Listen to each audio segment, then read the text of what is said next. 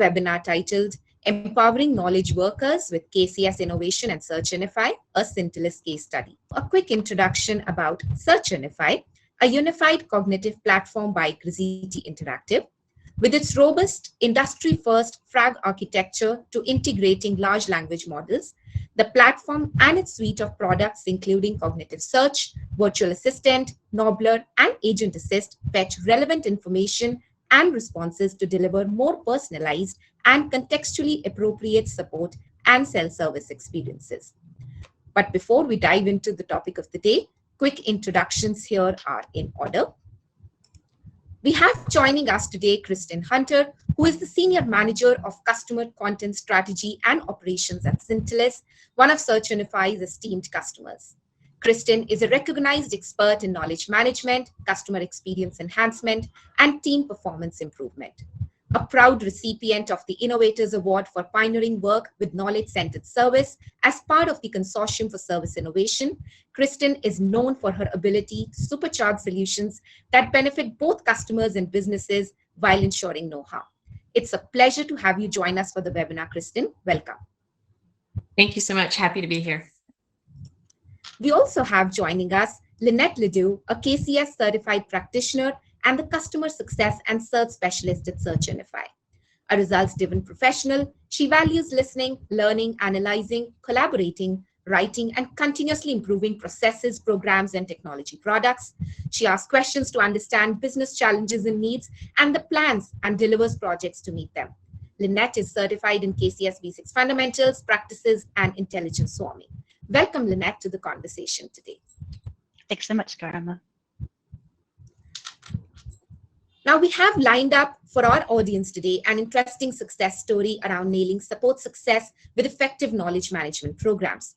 But before I hand the reins to Lynette, I would like to share some context around the topic of the day. Let's start by delving into the essence of knowledge management. Now, we've all encountered this term across various departments like content creation, customer support, and marketing. And it's not merely a trendy buzzword circulating among large organizations worldwide. Rather, it serves as the essential ingredient and even the silent backbone for bolstering self-service success in today's landscape. Now, in our daily lives, we inherently engage in knowledge management without conscious recognition. Whether it's recommending a compelling book to a friend or sharing a tried and tested recipe found online with a colleague, we participate in the act of knowledge sharing. And moreover, the act of resharing what we've already created or encountered previously serves to address both known and unknown challenges in our daily lives. But what does an effective knowledge management program entail? Firstly, there's a crucial aspect of enabling precise and efficient content discoverability, essential for your employees, your customers, your support agents.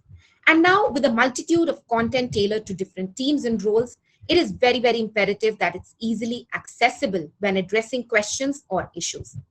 And once appropriate content is readily available, it undoubtedly contributes to the success of self-service initiatives. But however important knowledge management programs are, it is a bit disheartening to acknowledge that for most technology firms, attaining maturity in KM remains elusive till date. Now, according to TSI's latest knowledge management survey, the majority of companies are still at the nascent stages of developing mature knowledge management programs, and specifically 76% of companies find themselves in the initial 2 phases of the KM maturity, and merely 8% of companies have reached the strategic phase of KM maturity. Now, why do you ask? Several factors contribute to this situation. These include the absence of a culture of knowledge sharing, the lack of a dedicated knowledge management team, could be the absence of a clear content strategy, and most importantly, limited insights to address knowledge gaps or insufficient incentivization of knowledge creation efforts. Enter knowledge-centered service. The KCS double loop process, I am definitely sure, is a concept familiar to many of us in the audience today. The solve and evolve loop is fully endorsed and empowered at SearchUnify, aligning closely with the KCS V6 principles. Now, KCS is designed to be a continuous improvement process with the goal of reducing the time and effort required to resolve customer issues, improving customer satisfaction, and increasing the efficiency of support processes. With that, I will now hand the stage to Lynette and Kristin to discuss Syntellis' journey at reducing business operating costs, increasing customer satisfaction, enabling faster customer service response times, and improving the efficiency of their support desk with the right mix of people, process, and technology. Over to you, Lynette. Thanks so much, Garima. And thank you, Support Driven, for having us here. I am really excited to be spending this time with Kristin. Kristin, welcome. Thank you. You're welcome. Garima just walked us through a great deal of challenges with content management and strategy.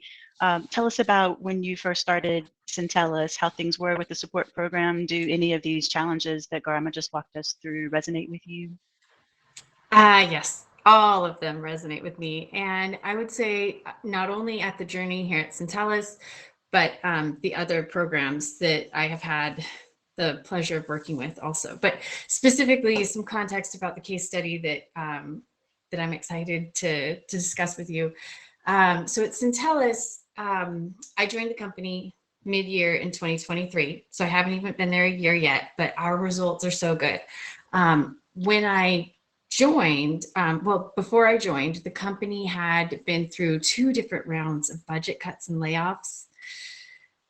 And that happens, that's part of business. So they had staff reductions, and they were told that they needed to do more with less, grow customer satisfaction.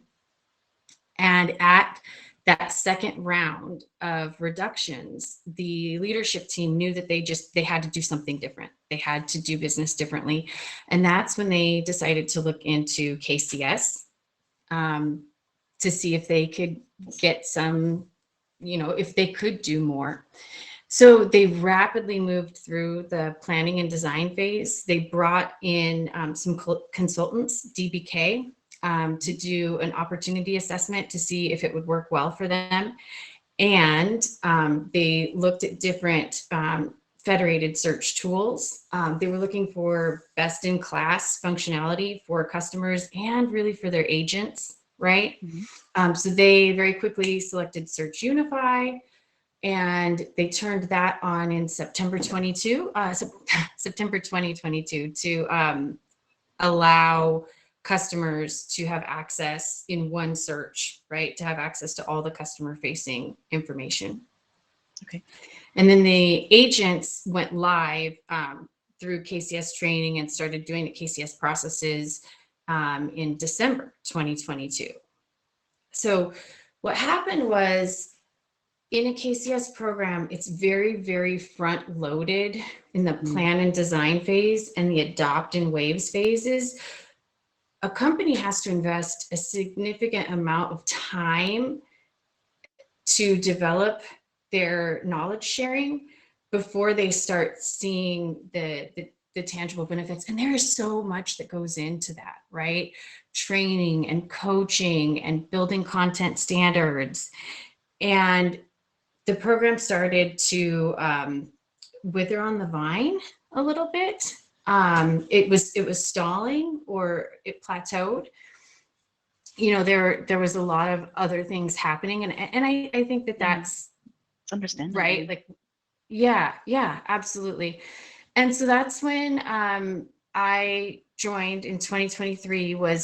I joined a program that had good bones, it had good structure, but we really needed to come in and see what was going on and see how we could, get more juice from that squeeze. Yeah. So how did you start to drive improvement?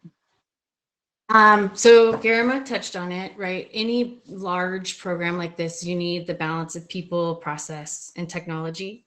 The process and the technology had been decided for me. And, process, KCS, there's so much out there with what to do with KCS, how to do that successfully. And the tool SearchUnify, this was my first time using SearchUnify, and oh my God, it was really fantastic to come in and see, to get my hands on that and see the reporting and be able to, get in there. And the other thing that I noticed when I joined the agents are using Knowbler inside Salesforce, which is the knowledge authoring tool. And the agents love Knowbler. So right inside where they take their cases, there's the authoring tool. They can, it's just baked into how they do their job. And that's fantastic. So process and tools were sort of set. I like your term baked in, and it reminds me of previous conversations that we've had. You've emphasized baking in the KCS methodology, baking in the task, so that agents don't even kind of realize that that's what they're doing. It's just part of what they do. Can you talk more about that? Yeah, so the very first time I learned that for myself was many moons ago. I worked at a company called Sage, and we had long onboarding for our support agents, right? And so they would go through these days of product training, and then they had one day of KCS training that I got to come in person, and I was very excited, and we spent an entire day learning all of that stuff that Garma showed us at the beginning, the double loop and how to do it and why to do it. And I had a great time. And I like to think some of the agents had a great time. I like to think, but I mean, when was the last time you were a new hire, right? Like, you're drinking from the fire hose. There is so much to absorb. And this methodology, like, so it went okay. It went okay. We were doing KCS, it went fine. But then I was talking to some peers at the consortium, and the next time I had the opportunity to do training, they were like, what if you didn't come in and do training, right? What if you trained the trainers and worked with the product trainers and just build in to your workflow, right? So, and that it worked so well, because what they were doing during product training was, you need to know a lot of the product, but you don't have to memorize it, because there's this knowledge base and you can search the knowledge base right here. So it made them feel more comfortable, improved their time to proficiency, right? And the other way that, so you build in that, and then you build in, if you don't find something, then author it right then and there. So author training becomes part of new hire training. And it's meant to be a way for them to keep their own notes, which I also love as a program manager, because the new hires, in my opinion, are closest to a customer, an end user, than a regular employee, because they don't know all the jargon to search for, right? So that, once I figured that out, I've never done it any other way since. So that's what I mean by baking it into the processes with the agents. Now, then there's the other half of baking it into the processes with managers. Yeah. And how I recommend that is in KCS, there's the process adherence review, which is how are agents integrating the KCS practices into their workflow. And what I love to do is make that part of your quality assurance process. Most contact centers have some type of quality assurance form, things that they need their agents to do on every single call. Add this checklist in to the QA form. And what I love about that is then the folks who are doing QA, maybe it's a separate team. I worked for AARP for a while, and they had a dedicated team of QA people. I've worked for other companies where the support managers do the QA.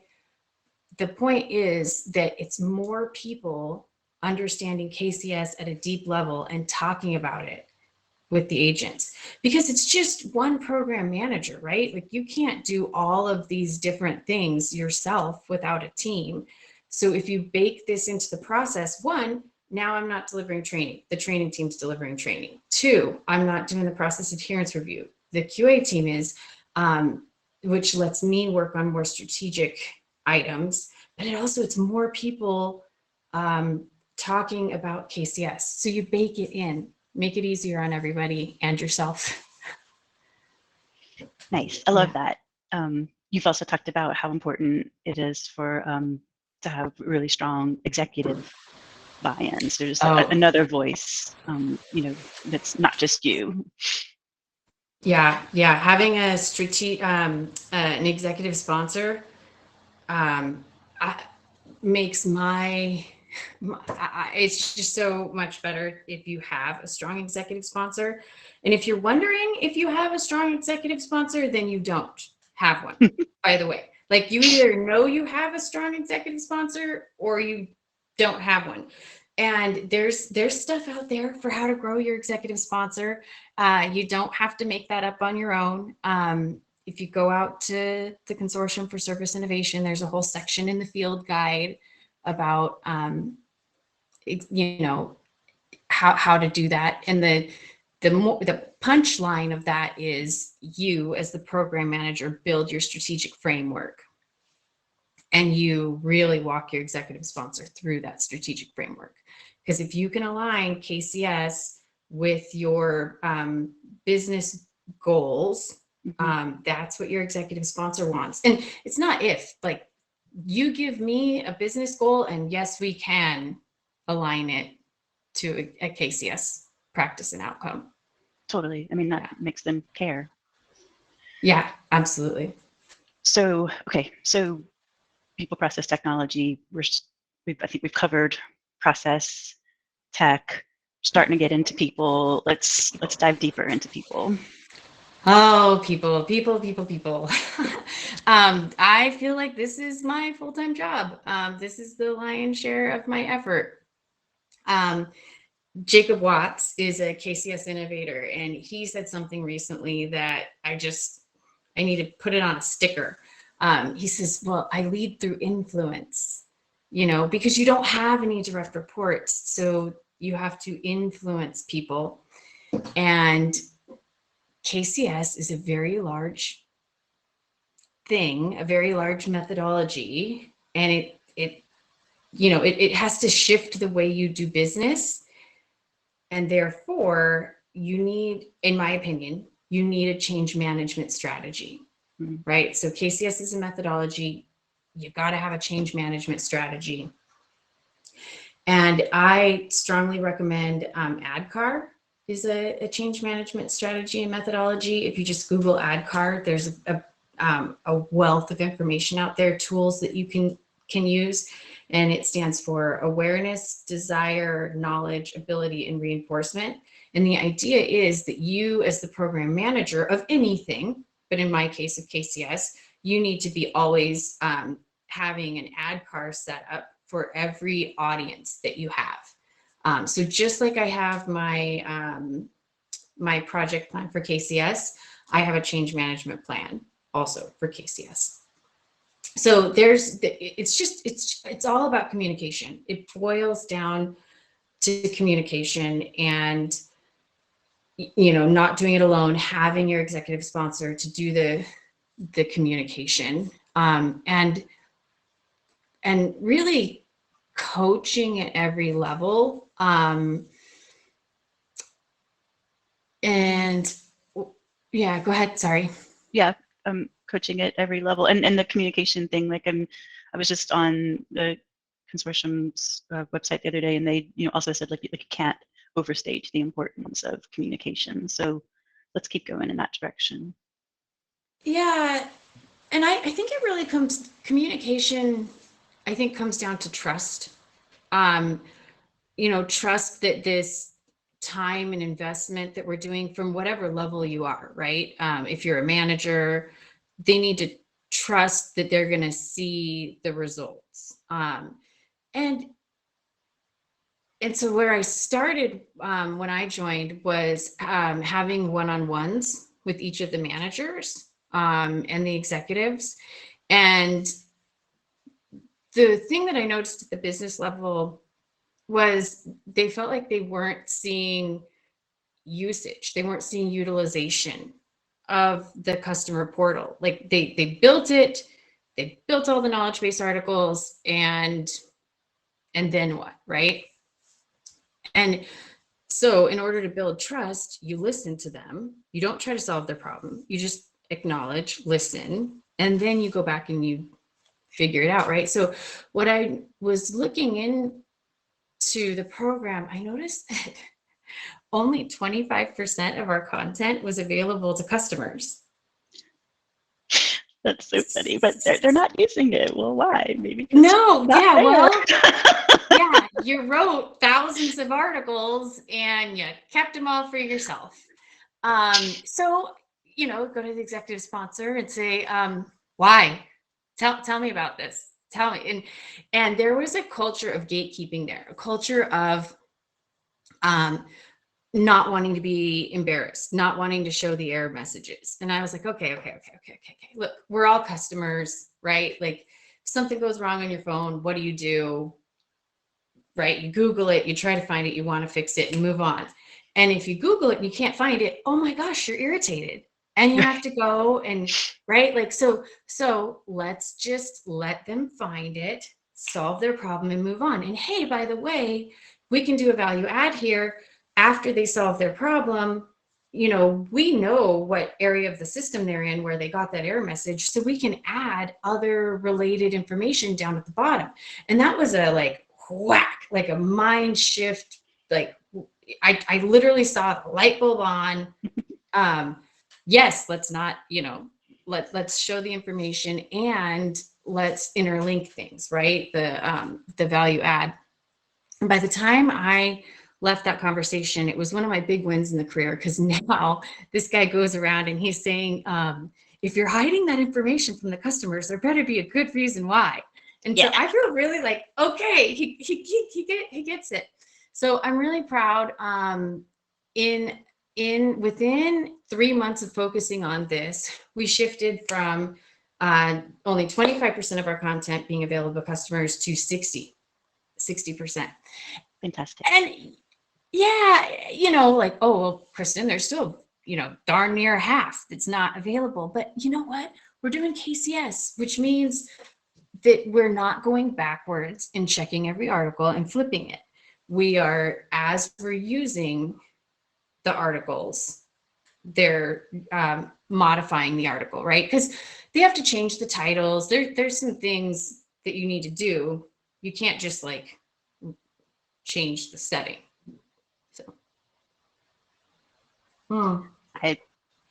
I know why they're changing the titles, but I want you to say why they're changing the titles, because it's one of the things that that I think is super important. It is. So okay, so we went over the executive sponsor, right? And like that was the aha moment. So then it's take it to the teams, right? Take it to the agents and explain to them. And I truly would come to team meetings without, I didn't have specific articles picked out. I went into SearchUnify and grabbed search terms, just top search terms. I didn't go and search the knowledge base. The extent of my planning was to grab top search terms from SearchUnify and show up. And then we would workshop this as a small group at the team meeting. You know, you guys are the SMEs, show me the article. And there was always articles. There was an article on that. And so then we had the whole conversation about like how annoying it is to not find the article. And we would workshop together what needs to change. Number one being the title, because we were writing them for each other, right? We were writing them for each other in support, and writing for a different audience for the requester. So, and again, we're baking it in. I didn't record a training for everybody to watch about how to do a title of an article. We just did it together on the fly, and agents get this. They understand. They are the ones interacting with the customers all the time, right? So they understood that slight shift of the person looking for it doesn't know the answer, otherwise they wouldn't be here. Right. People don't search for solutions. They search for issues and in their own context. Yeah. And the other thing I think that really helped shift that culture was bringing the actual search terms from SearchUnify. You know, it wasn't, and again, it's about building trust, right? So they could trust me because I could show them these are the top search, and recently, right? Like this is what people are searching for right now. Yeah. Yeah, this is Yeah. the way they're thinking about it as opposed to the way you think about it. So let's frame it in the way that they think about it. Absolutely. They get it. All right, so I'm going to start talking about some of the results that you've been seeing. Yes. Okay. So we've been working on this for a while. Didn't happen overnight, but I actually think this is pretty quick. So you can see when I joined in March, and this was pretty normal. So this is case deflection, or I like to call it case containment personally, that if a user is online, they're able to read information and then they don't open a support ticket. So it's all contained online, or the case is deflected. And this is content that the agents created. Yeah, so there was a ramp up as soon as we started talking about that, right? So switching that content to be customer facing. Mm-hmm. Yeah. Yeah, that's got to play into, you know, the crazy increase in article clicks and the voice of the customer work that y'all have been doing as well. That's got to increase conversions.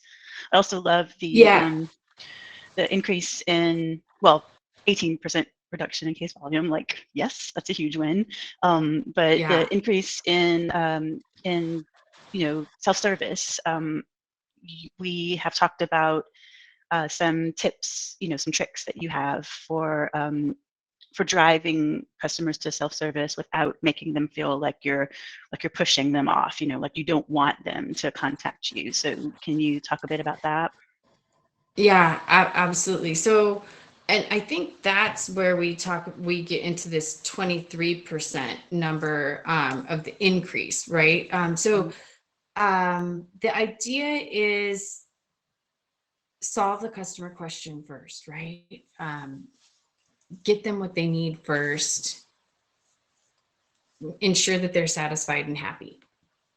And then we do most of our support via email, but whatever, it could be over the phone. We do it in chat sometimes too. But the point is, you know, so glad that this is all taken care of. And if you need to refer to this in the future, here's the knowledge base article that's related specifically to our case. There's a ton of other things out there. And then that way, it's the value add. It's not, hey, there's a tool out there, go click this link. Even when there are step-by-step instructions in the knowledge base, we have coached our agents to copy those step-by-step instructions and paste them into your email or paste them into your chat. Don't just drop the link to the knowledge base article, because that doesn't feel personal, you know. So finish the conversation that you're having, and then as part of your wrap up, include that link. And we've created a couple. We didn't create them. The agents created them and published them in the knowledge base. A couple of articles that they use on how to drop that link so that they're not retyping that same thing over and over again, right? So that's how I think we got the increase in searches. More people are going out there. And I think it's because of the confidence. The agents feel confident recommending it because I've been able to show them and show the managers, look, people are finding this stuff and they're finding it helpful. I mean, you can't see a number like 263% and not say like, oh, okay, there is demand out there, you know, because yeah. And then that reduction in case volume, what a breath of fresh air for anybody, for any team, right? And so we are experiencing the thing now where we are containing some of the easier calls online. So the calls that get through to us, I should say cases, we don't take calls very often. Our customers like to email us. But anyway, the cases that come through are tending to be more complex, which is fine. You know, that's what we're here for. Yeah, and probably more gratifying, rather than answering known issues over and over and over again. Like, you get to focus on something new. Yeah. Grandma, could you actually switch back to the previous slide one more time? I was thinking of something else related to the increasing clicks and findability. We've talked previously about some of the work that y'all have been doing in the evolve loop to to like look at your content and kind of rethink the structure or the organization. That was fun. So we have a busy season, a peak season, like a lot of businesses. And so the first year that they were doing KCS, they were doing a lot of capturing, right? Almost every case needed to have a knowledge base article created. Everything was new, so to speak. And then in preparation for busy season this year, I pulled the top attached knowledge articles and the top viewed, all the top everything that I could get, right? Like top attached, top search terms, top clicks, all the top things. And I worked with a subject matter expert for every different product. You could also call them a KDA, knowledge domain, or KDE, knowledge domain expert. And they created a guide, like a landing page. And it was just a knowledge base article built in Salesforce. So I didn't need to teach them any new program, but what do you need for a successful budget season? And they were able to curate the existing knowledge articles out there into one article. And as a user, we all like guides, give me a landing page that's meaningful and has links to like what I need to know. So we've done that this year. People are, and this chart tops off at October. It'd be really fun to come. Here I am inviting myself back, but I am excited. I know, right? But I'm excited to see these numbers next year, because my plan is, okay, so now we've made these guides and they're working very, very, very well. And it's funny because they're now some of our top search terms. Customers are going out there and searching for, budget season guide. I can see it in the data. Awesome. What validation. Yeah, I'm really proud of that. Yeah. And then what I'm excited about is we'll give our agents a breather after busy season.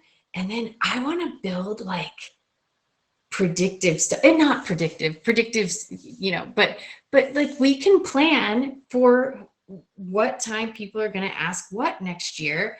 And, one of the other big wins that makes me think of is we were able to fix an error message before busy season this year because of the data that we had through KCS and through SearchUnify of the first year. So we had all that first year data about usage, and we were just slammed with this error message. And we were able to provide product case number, case quantities, and minutes spent and aggravation scores and all that fun stuff. And we were able to put some dollars to that, and they fixed the error message. So awesome. I want to do more of that, and fix the defect at the product level. Absolutely. Yes. Yeah. And that's why you got to have a strategy, right? That's why you got to be constantly thinking in the double loops, right? Like you're solving everything every day, but you got to have that evolve loop and actually fix it, fix it at the product level. Yeah. That's the exciting stuff. Yeah, that's where you're really providing value to your customers. And then I want to get back to the predictive stuff, like where you want to go in the future. But now we can advance to the next slide, because this is super exciting for me. We've talked about how this year, 2024 for y'all has been really focusing on reuse, now that a lot more of the content is live, and y'all are, using knowbler to create new content and then also to revise content as needed. And one of the things that I hear like a lot of people, kind of have trepidation about with adopting a tool like knowbler is, they're afraid that agents might be inclined to like stop searching for existing content and just like kind of go nuts and creating new content all the time, whether it needs to be or not. So you have like this like duplicate article issue. But these numbers tell me that, at least at Syntellis, that is not the case. What agents are creating with knowbler, they are reusing and at, super high rates. And so that is so exciting. I mean, because it's saying that the content is useful, right? Absolutely. And yeah, we just have a great, I do feel a bit lucky with this agent group. I mean, I feel like a small percentage of it is that I'm lucky to have agents that this just really works for. But then part of me thinks like, that's not luck. That is working with them and coaching them and having the executive sponsor talk about it. And they trust each other, right? They trust each other's content. So they do search. And it's fun. I've had agents come to me and ask, for improvements. They wanted to be able to, like, one of the things was, in knowbler, we can find help articles, but we can't attach those. And so I came to SearchUnify and I was like, hey, can we attach those? And now we can. So yeah, they absolutely are searching. And the other thing is it's trust and verify, right? So I trust that they're not creating duplicate content, and we verify by having the process adherence reviews. Sure. And we've got great stats there. Trust and verify. Yeah, that's a good point. Like, there's no need to be scared because, like, you can find out. Yeah, absolutely. And if there is a duplicate content problem, then you can address it. Yeah. I'm really proud of our program that we have here. I think it's very healthy. And that's the thing is, if there was a bunch of duplicate content, I feel like the agents would not use it as much either. They are doing the right thing. And so they're using it. They're putting value in and getting value out. Yeah. So let's get back to where you want to move, like for the remainder of this year and next year. What are your plans? First of all, we are coming out of our peak season, so I want to celebrate our wins. I guess I shouldn't celebrate too early, but I am planning on this is the fun part of communication, and this is the fun part of my job is like, let's look back at peak season and look at everything we created, everything we did. And then, again, talking communication. What did you guys use? And by that, I mean, the agents, what did you wish we had? What were the error messages that just slammed you? And it's interesting, the managers are already talking about that. We're not quite through peak season yet. And the managers are already like, can you get me data on this? Can you get me counts on that? And I'm like, yes, I can, but it's great because the managers are already like wanting to build the case to development. So it's great. Like they're the ones writing. I just get to provide the data. And they, yeah, I can't remember if we've covered this today, but I'm just thinking from previous conversations. I mean, the managers were a little bit, they were on the fence about like really wanting to. Oh yeah. KCS, right? Yeah, I think that there's an adage called the frozen middle. And I respect that. Managers are asked to do a lot of things. And in my experience, managers, like they spend a lot of time trying to protect their team, protect their agents. And when I first came in, there was we don't have time. That's another thing that you're asking my team to do. And I respect that. But here's the thing is, like, you can listen to it and respect it. And once you get to talk to the agents get it, because they're writing this stuff down anyway, and they're sharing it in Slack anyway. And if I have a tool that will make that searchable and findable and easier, and I have a tool that will, I can help product, or I didn't help product fix the error message, but I had a tool that we could quantify how much time and money we spent fixing this error message. Like, so yes, we had a frozen middle. I listened, and I think just having some of these really cool stats, I think the managers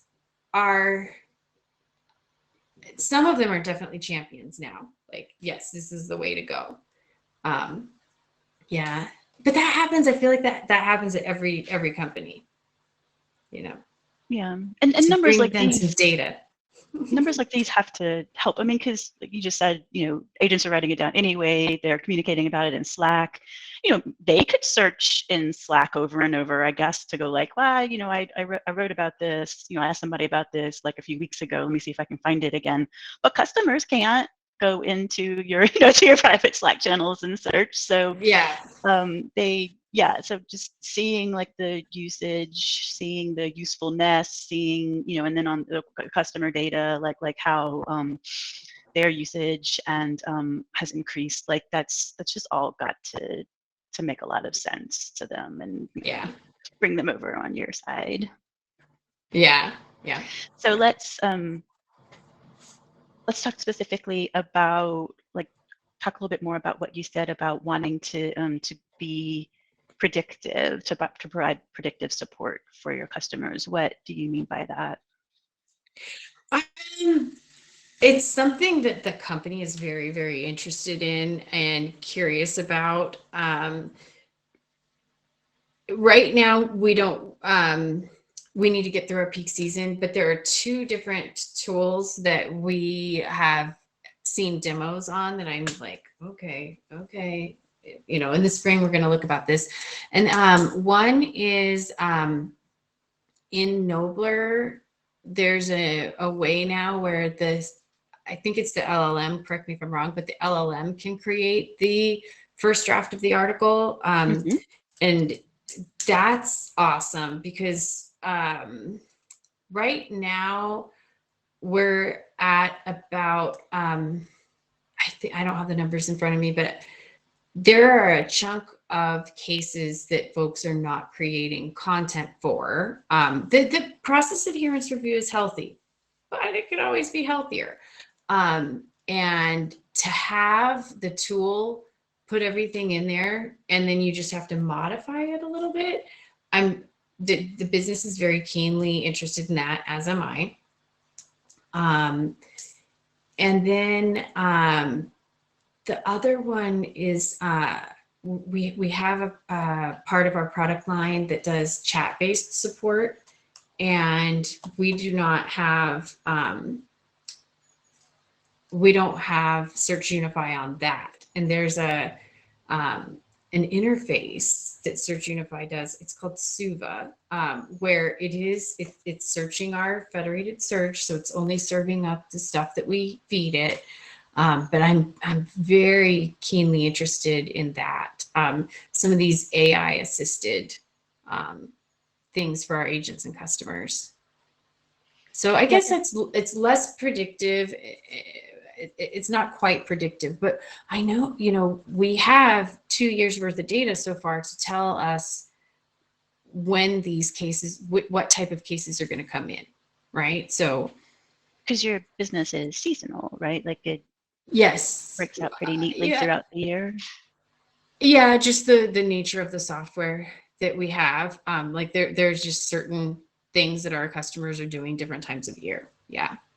Okay. Yeah. Okay, cool. Because that makes me think of it's now kind of old school functionality in SearchUnify, but we have the ability to surface ads that are kicked off based on keywords. So kind of similar to the ability to tune search results. Ads will appear at the top of the search results page. So if you know that, you mentioned like budgeting, an example earlier, if you know that folks are going to be searching for that kind of content at a given time of year, you could turn on an ad related to that so that they would, just be more in their face, like where they need to go to get the proper information. Yeah, that I think we should absolutely 100% do that. I have enough data to be able to, and I can work with the KDE for like, okay, what should I include in this ad? Yeah, that sounds perfect. Cool. Yeah, so I'm excited about it. I feel really, really proud of what we've done. I think nobody can, it's great value. People are happy and I'm happy. And, what's more important than being happy yourself as a program manager and having your executive sponsor happy and the agents, right? So it's good. Thank you so much, Lynette, Kristin. That was one fun, interesting conversation. We have some questions pouring in the chat, and I think in the interest of time, we'll take a couple of them. So the first question is from Raghu, who asks, does Knowbler offer analytics regarding search queries, such as, Kristin, you mentioned around insights into the top 5 searches, the availability of knowledge, and flag those knowledge gaps? Lynette, would you want to take that one? And Kristin, you can chime in. Yeah, so we have kind of 2 different tools right now. So there is a knowledge widget that will live inside of your CRM, like Salesforce Service Cloud or Zendesk, and that's really what agents use to search for content. They can also use Knowbler to search, especially if they want to search draft articles, although you can surface draft content within the SearchUnify widget as well. But the point is that we capture search terms, we capture articles that agents attach to cases to show that they used it in order to solve a case, and Knowbler specific analytics, you can see like what articles created in Knowbler have been shared the most. You can also see which ones have been shared the least. And another thing that you can do inside of Knowbler, which is really powerful, that I think Syntellis hasn't adopted it just yet, but this is something that that Kristin might want to consider with her program, is you can actually turn on or create your content standard checklist inside of the Knowbler admin interface and perform the checking there. It's kind of a 1-2 punch with you, like do the actual review in Salesforce, say, and then you can go into Knowbler and see rolled up how all of your agents are doing with the checklist.